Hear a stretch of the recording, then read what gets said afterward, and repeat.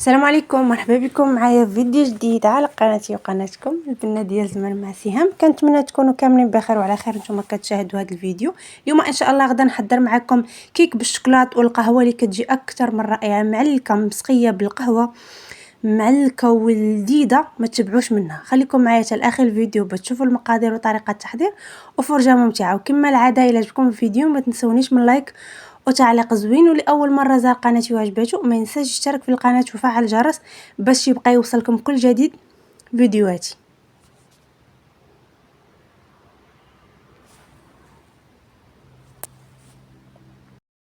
غنبداو على بركه الله. هادو هما المقادير او المكونات اللي غادي نحتاج في هاد الكيكه. عندي 4 ديال البيضات، كاس ديال السكر سنيده، كاس معمرش ديال الزيت، واحد ياغورت بنكهه الفاني، ومعلقه ديال القهوه سريعه الذوبان اللي غادي نديرها في كاس عامر ديال الماء يكون طايب، كاس طبعا ديال العنبه. عندي 2 ساشيات ديال الكاكاو والمر و4 ديال الخمارات، وطبعا دقيق حسب الخليط. هنا في واحد البول عندي رشه ديال الملح.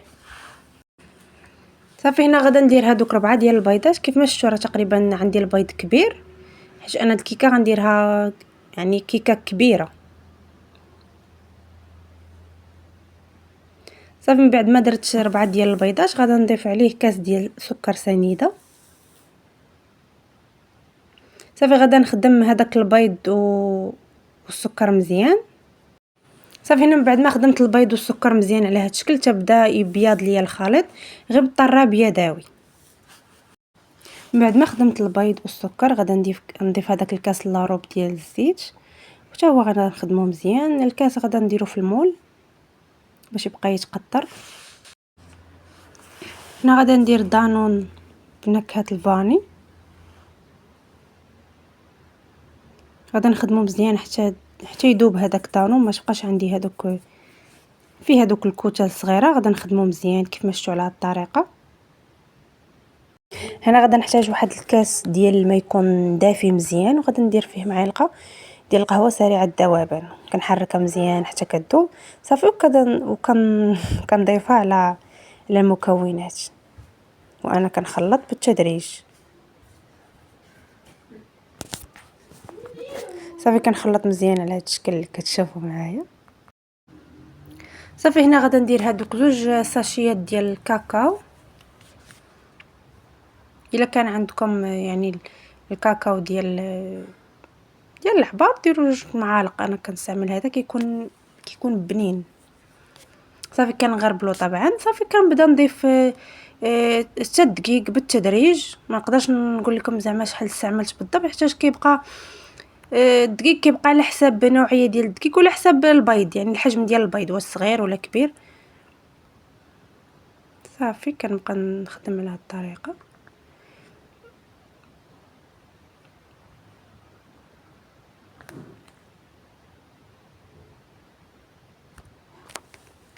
كنبقى نضيف الدقيق بالتدريج، ما كنضيفوش يعني دفعه واحده باش الكيكه كتبقى مهويه.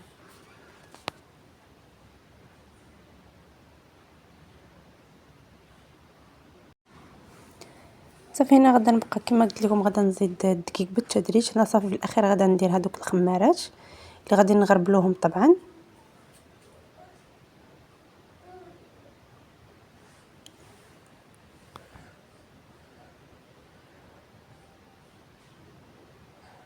صافي غادا نزيدوهم على باقي المكونات.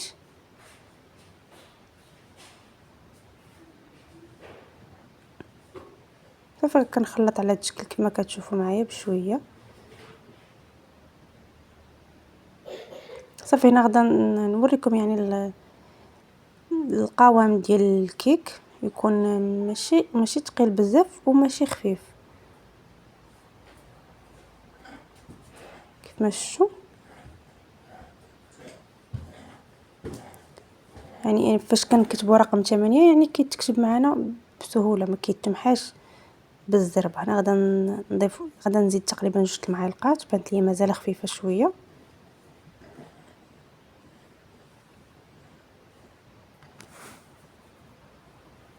صافي كيف ما شفتوا هنا كتبت رقم 8 ما تمحاتش بالزربه. مشوا معايا.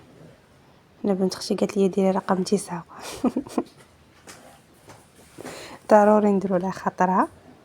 صافي دابا الكيك عندنا واجد. هنا غادا ندوز للمول. بالنسبه لهاد المول ديال الدجاج كيلصق، باش ما تلصقش معنا كندير انا الزيت وكندير معلقه ديال الفورص. هذه دائما فاش كندير الحرشه، فاش كندير الكيك، اي حاجه كنديرها في هذا المول ديال الدجاج، هذه هي الخلطه باش كندهن المول اللي عندي. صافي كتدي موله ليا يعني بسرعه بسهوله، ما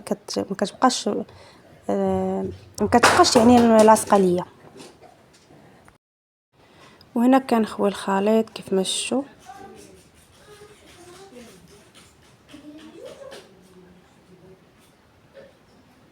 صافي كنقادو على هذا الشكل. هنا في هذه المرحله راه كيكون الفران كيسخن على عافيتكم متوسطه. صافي كندير الكيك كيطيب عادي، كنديرو الفوق حتى كيتنفخ ويطيب وينشف مزيان، عاد كنهبطو لتحت يتحمر شي شويه. هنا غادا ندوز باش غادا نسقي الكيكه. عندي معلقه ديال القهوه سريعه الذوبان وكاس ديال الماء يكون بارد. هنا كناخذ واحد 2 المعالق ولا 3 ديال الماء، كنخويهم على ديك القهوه، يعني كنحركها مزيان حتى كتذوب من هذا الشكل. صافي وكنرجعها للكاس. فاش ملي كنخرج الكيكه وهي سخونه كنلقى السقوه واجده.